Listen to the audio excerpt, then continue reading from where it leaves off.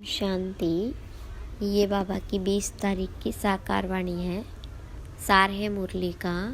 मीठे बच्चे, तुम कल्याणकारी बाप के बच्चों का कर्तव्य है सर्व का कल्याण करना, सबको बाप की याद दिलाना और ज्ञान दान कर देना। प्रश्न: बाबा महारथी किन बच्चों को कहते हैं? उनकी निशानी क्या होगी? तो बाबा ने कहा, जो अच्छी रीति पढ़ते और पढ़ाते हैं, जिन पर सदा बृहस्पति की दशा है, जो अपनी और सर्व की उन्नति का सदा ख्याल रखते हैं, जो यज्ञ सेवा में हड्डियां देते हैं, जो बाबा के कार्य में मददगार रहते हैं, वह है महारथी। ऐसे महारथी बच्चों को बाबा कहते हैं, यह है मेरे सपूत बच्चे। ओम शांति। आजकल बच्चे शिव जयंती के लिए तैयारियां कर रहे हैं, कार्ड आदि भी छपवाते हैं। बाबा ने समझाया है, जो तो बहुत बारी है, सारी मुख्य बात गीता पर है। मनुष्यों की बनाई हुई गीता को पढ़ते पढ़ते आधा कल्प नीचे उतरते आए हैं। यह भी तुम बच्चे समझते हो। आधा कल्प है दिन, आधा कल्प है रात। अब बाबा टॉपिक देते हैं, उस पर मंथन करना पड़े। तुम लिख सकते हो, भाई और बहनों आकर समझो। एक गीता शास्त्र है ज्ञान का, बाकी सब शास्त्र है भक्ति के। ज्ञान का शास्त्र एक ही है, जो पुरुषोत्तम संगम युग पर बेहद का बाप परमपिता परमात्मा त्रिमूर्ति शिव सुनाते हैं, या तो लिखना है ब्रह्मा द्वारा सुना रहे हैं, जिससे 21 जन्म सदगति होगी। ज्ञान की गीता से 21 जन्म का वर्षा मिलता है, फिर 63 जन्म भक्ति की गीता चलती है, जो मनुष्यों की बनाई हुई है। बाबा तो राजयोग सिखलाकर सदगति कर देते हैं, फिर सुनने की दरकार नहीं रहती। इस ज्ञान की गीता से दिन हो जाता है। यह ज्ञान का सागर बाबा ही सुनाते हैं, जिससे 21 जन्म गति सदगति होती है, अर्थात 100% पवित्रता सुख शांति का अटल अखंड सतयुगी दैवी स्वराज्य मिलता है। 21 जन्मों के लिए चढ़ती कला होती है, मनुष्यों की बनाई हुई गीता से उतरती कला होती है। भक्ति की गीता और ज्ञान की गीता पर अच्छी तरह विचार सागर मंथन करना है। यह मूल बात है, जो मनुष्य नहीं जानते। तुम लिखते हो त्रिमूर्ति शिव जयंती, सो श्रीमद् भगवत गीता जयंती, सो सर्व की सदगति भगवती, सो सर्व की सदगति भवंती। यह भी सुना सकते हो कि शिव जयंती सो विश्व में शांति भवंती मुख्य अक्षर बहुत जरूरी है, जिस पर ही सारा मदार है। तुम सबको बतला सकते हो कि मनुष्य की सदगति कर नहीं सकते, भगवान सदगति करने आते हैं पुरुषोत्तम संगम युग पर, जो अब हो रही है। यह 2-3 पॉइंट मुख्य है। शिव और कृष्ण की गीता का कंट्रास्ट तो है ही। त्रिमूर्ति शिव भगवान से संगम पर गीता सुनने से सदगति होती है। ऐसी पॉइंट पर जब कोई विचार सागर मंथन करे, तब औरों पर भी असर पड़े। मनुष्य की सदगति कभी कर नहीं सकते। सिर्फ एक ही त्रिमूर्ति परमपिता परमात्मा शिव, जो टीचर भी है, सतगुरु भी है, वह इस पुरुषोत्तम संगम युग पर सर्व की सद्गति कर रहे हैं। कार्ड में थोड़ी लिखत ही हो, ऊपर में लिख देना चाहिए, कलयुग कोड़ी जैसे पतित मनुष्य से सतयुगी हीरे जैसा पावन देवी देवता बनने का ईश्वरीय निमंत्रण। ऐसे लिखने से मनुष्य खुशी से आएंगे। समझने के लिए सद्गति दाता बाप की ही शिव जयंती मनाई जाती है, एकदम क्लियर अक्षर हो। मनुष्य तो भक्ति मार्ग में कितने ढेर शास्त्र पढ़ते हैं, माथा मारते हैं। यहाँ 1 सेकंड में बेहद के बाप से मुक्ति, जीवन मुक्ति मिलती है। जब बाप का बनकर उनसे नॉलेज लेते हैं तो जीवन मुक्ति अवश्य ही मिलेगी। पहले मुक्ति में जाकर जैसा पुरुषार्थ किया होगा ऐसे जीवन मुक्ति में जरूर आएंगे। जीवन मुक्ति मिलती जरूर है, फिर शुरू में आए व पिछाड़ी में आए। पहले जीवन मुक्ति में आते, फिर जीवन बंद में। ऐसी मुख्य पॉइंट्स अगर धारण करें तो भी बहुत सर्विस कर सकते हैं। अगर बाप को जानते हो तो दूसरों को भी परिचय दो। किसको परिचय नहीं देते तो गोया ज्ञान नहीं है। समझानी तो दी जाती है परंतु तकदीर में नहीं है। कल्याणकारी बाप के बच्चे तो कल्याण करना चाहिए, नहीं तो बाबा समझेंगे यह कहने मात्र कहते हैं कि हम शिव बाबा के बच्चे हैं। कल्याण तो करते नहीं, साहूकार अथवा गरीब कल्याण तो सबका करना है, परंतु पहले गरीब उठाएंगे क्योंकि उनको फुर्सत है। ड्रामा में नूंद ही ऐसी है। एक साहूकार अगर अभी आ जाए तो उनके पिछाड़ी ढेर आ जाए। अब अगर महिमा निकले तो ढेरों के ढेर आ जाए। तुम्हारा है ईश्वरीय मर्तबा, तुम अपना भी और औरों का भी कल्याण करते हो।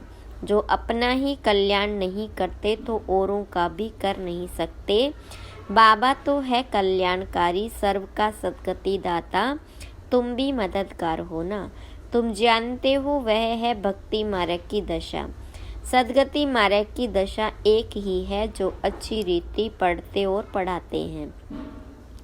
उन पर है बृहस्पति की दशा, उनको महारथी कहेंगे। अपने दिल से पूछो, हम महारथी हैं? फलाने मिसल सर्विस करते हैं। प्यादे कभी किसको ज्ञान सुना न सके। अगर किसका कल्याण नहीं करते तो अपने को कल्याणकारी बाप का बच्चा क्यों कहलाना चाहिए। बाबा तो पुरुषार्थ कराएगा। इस यज्ञ सेवा में हड्डियां भी देनी चाहिए, बाकी सिर्फ खाना पीना सोना वह सर्विस हुई क्या। ऐसे तो जाकर प्रजा में दास दासी बनेंगे। बाबा तो कहते पुरुषार्थ कर नर से नारायण बनो। सपूत बच्चों को देख बाबा भी खुश होंगे। लौकिक बाप भी देखते हैं यह तो बहुत अच्छा मर्तबा पाने वाला है, तो देखकर खुश होंगे। पारलौकिक बाप भी ऐसे कहते हैं। बेहद का बाप भी कहते हैं हम तुमको विश्व का मालिक बनाने आए हैं, अब तुम बच्चों को भी बनाओ। बाकी सिर्फ पेट की पूजा करने से क्या फ़ायदा होगा। सबको सिर्फ यही बताओ कि शिव बाबा को याद करो। भोजन पर भी 1-2 को बाबा की याद दिलाओ तो सब कहेंगे इनकी शिव बाबा से बहुत प्रीत है। यह तो सहज है ना, इसमें क्या नुकसान है। टेव यानी आदत पड़ जाएगी तो खाते रहेंगे और बाबा को भी याद करते रहेंगे। दैवी गुण भी जरूर धारण करने हैं। अभी तो सब पुकारते हैं हे पतित पावन आओ, तो जरूर पतित है। शंकराचार्य भी शिव को याद करते हैं क्योंकि वही पतित पावन है। आधा कल्प भक्ति करते हैं फिर भगवान आते हैं। कोई को हिसाब का थोड़ा ही पता है। बाबा समझाते यज्ञ तप दान से मैं नहीं मिलता हूँ, इसमें गीता भी आ जाती। यह शास्त्र आदि पढ़ने से कोई की सद्गति नहीं होती है। गीता वेद उपनिषद सब है भक्ति मार्ग के। बाप तो बच्चों को सहज राजयोग और ज्ञान सिखलाते हैं जिससे राजाई प्राप्त कराते हैं। इनका नाम ही है राजयोग। इसमें पुस्तक की कोई बात नहीं। टीचर स्टडी कराते हैं पद प्राप्त कराने के लिए, तो फॉलो करना चाहिए। सबको बोलो शिव बाबा को याद करो, वह हम सब आत्माओं का बाप है। शिव बाबा को याद करने से विकर्म विनाश होंगे। एक दो को सावधान कर उन्नति को पाना है। जितना याद करेंगे उतना अपना ही कल्याण है। याद की यात्रा से सारे विश्व को पवित्र बनाएंगे। याद में रहकर भोजन बनाओ तो उसमें भी ताकत आ जाएगी। इसलिए तुम्हारे ब्रह्मा भोजन की बहुत महिमा है। वह भक्त लोग भोग लगाते हैं तो भी राम राम कहते रहते हैं, राम नाम का दान देते हैं। तुमको तो बुद्धि में घड़ी घड़ी बाबा की याद रहनी चाहिए। बुद्धि में सारा दिन ज्ञान रहना चाहिए। बाबा के पास सारी रचना के आदि मध्य अंत का ज्ञान है ना। ऊंचे ते ऊंचा भगवान है। तुम उनको याद करेंगे तो ऊंच पद प्राप्त करेंगे। फिर दूसरे किसको याद ही क्यों करें। बाबा कहते सिर्फ मुझे याद करो, तो दूसरे सब छोड़ने पड़ते हैं। वह है व्यभिचारी याद। अगर याद नहीं बैठती तो गांठ बांध लो। अपनी उन्नति के लिए, ऊंच पद पाने के लिए पुरुषार्थ जरूर करना है। हमको भी टीचर बनाने वाला शिव बाबा हमारा टीचर है। तुम सब पंडे हो ना। पंडों का काम है रास्ता बताना। इतना सारा ज्ञान पहले थोड़े ही तुम्हारे में था। सब कहते हैं पहले तो जैसे पाई पैसे की पढ़ाई थी, सो तो जरूर होगा। ड्रामा अनुसार कल्प पहले मिसल पढ़ते रहते हैं, फिर कल्प के बाद भी ऐसे ही पढ़ेंगे। पिछाड़ी में तुमको सब साक्षात्कार होंगे। साक्षात्कार होने में देरी नहीं लगती। बाबा को जल्दी जल्दी साक्षात्कार होते गए। फलाना फलाना राजा बनने यह ड्रेस होगी। शुरू में बच्चों को बहुत साक्षात्कार होते थे, फिर अंत में बहुत होंगे, फिर याद में रहेंगे। अच्छा, मीठे मीठे सिक्के लदे बच्चों प्रति माता पिता बाप दादा का याद प्यार और गुड मॉर्निंग। रूहानी बाप की रूहानी बच्चों को नमस्ते। रूहानी बच्चों की रूहानी बाप दादा को याद प्यार गुड मॉर्निंग और नमस्ते। धारणा के लिए मुख्य सार। पहली पॉइंट, भोजन पर एक दो को बाबा की याद दिलाओ। याद में भोजन खाओ। एक शिव बाबा से ही सच्ची प्रीत रखो। दूसरी पॉइंट, यज्ञ सेवा में हड्डियां देनी है। बाप का पूरा मददगार बनना है। सभी गोप गोपियों प्रति मातेश्वरी जी के हस्तों से लिखा हुआ याद पत्र है 1961 का। सभी गोप गोपियों प्रति अति याद प्यार। बात समाचार है कि आप सब ग्रस्त व्यवहार में रहते कमल फूल समान अपने जीवन में सफलता को पाते रहते हो ना। लाडले गोप तो अब सर्विस को अच्छी रीति उठाने के पुरुषार्थ में लग गए हैं। बहुत अच्छा है। आखिर भी अपने परम पूज्य बाप का परिचय सबको मिलना ही है। यह तो जानते हो कि इस ऊंच प्राप्ति को कोटों में कोई ही पा सकेंगे, परंतु ऐसे फूल जरूर निकलेंगे तो ना। अच्छा, तेज रफ्तार से सर्विस को बढ़ाते चलो। खजाना अविनाशी ज्ञान धन का तो बहुत अनोखा है, अखूट है, जो बाप द्वारा सभी बच्चों को मिलता ही रहता है। कोई इसे प्राप्त कर ले तो जन्म जन्मांतर के लिए माला माल बन जाए। यह चीज ही ऐसी है। कहो लाडले गोप गोपियाँ, ठीक बात है ना। आप सभी गोप गोपियाँ अतीन्द्रिय सुखमय जीवन के अनुभव से जीवन बिताते चलो। देखो लाडले गोप गोपियाँ, अब इस ब्राह्मण कुल की वृद्धि होने में ही सबका कल्याण है। फिर तो ब्राह्मण सो देवता अवश्य बनेंगे। जैसे कई अपने ग्रस्त व्यवहार में रहते भी ब्राह्मण कुल वंश बनकर चल रहे हैं, अर्थात ग्रस्त व्यवहार में रहते पवित्र रहते हैं। हम एक बाबा के बच्चे हैं। ऐसी पवित्र धारणा में रहते हैं। बाकी सभी को उस परमपिता बाबा के डायरेक्शन पर ही चलना है। इसको ही श्रीमत पर चलना कहा जाता है। ऐसी धारणा में चलने वालों को ही ब्राह्मण कुलवंशी कहा जाता है, जबकि अब वही बाप टीचर सतगुरु बना है, धर्मराज भी है, तो क्यों न उनकी गोद का बच्चा बन अपना पूर्ण पवित्रता का अधिकार ले लेना चाहिए, जिससे ही भविष्य में सुख शांति का पूरा अधिकार प्रारब्ध रूप में प्राप्त हो जाता है। कहो लाडले गोप गोपियाँ ऐसे सहज राज को समझ गए हो ना। जीते जी मरने अथवा मर जीवा बनने में डरते तो नहीं हो ना। आज यह पत्र हर एक अपने अपने नाम से समझे और अपना पत्र समझकर पढ़े अथवा सुने, और माँ का प्यार भी हर एक अपने नाम से पाए। हर एक गोप गोपी प्रति नाम सहित माँ का अत्यंत प्यार। अच्छा, अपना सौभाग्य ऊंच बनाने के पुरुषार्थ में तीव्र वेग से लगे रहना ही कल्याणकारी बनना है। जबकि अभी पता चला है कि स्वयं परमपिता ऊंच वर्षा देने आया है, तो लेकर ही रहना है। अच्छा, छुट्टी लेते हैं। ओम शांति। वरदान: अविनाशी प्राप्ति के आधार पर सदा संपन्नता का अनुभव करने वाले प्रसन्न चित्त भव।